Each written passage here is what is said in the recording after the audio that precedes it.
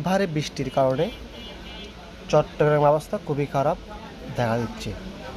এই যে চিটাং শহরের মধ্যে এই যে পানি যে উঠে যায়, বৃষ্টি হলেই চিটাং শহরের রাস্তা ডুবে যায়।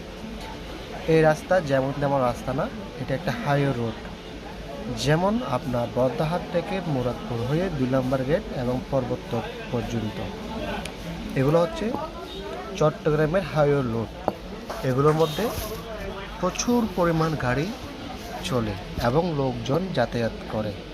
কিন্তু এই বর্ষার মৌসুমে যখনই বর্ষা হয় তখনই বৃষ্টির পানিতে, অল্প বৃষ্টিতে হলেও পানি প্রত্যেকেই এসে হাজির হয়ে যায়। এখন এই যে পানি, হুট করে পানি রাস্তার মধ্যে উঠে একদম স্রোতের মতো, নদীর মতো এবং সাগরের মতো হয়ে যায়।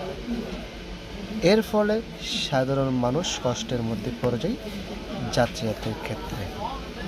এখন এটার পদক্ষেপ বা এটা সংস্কারের জন্য কেউ পদক্ষেপ নিচ্ছে না।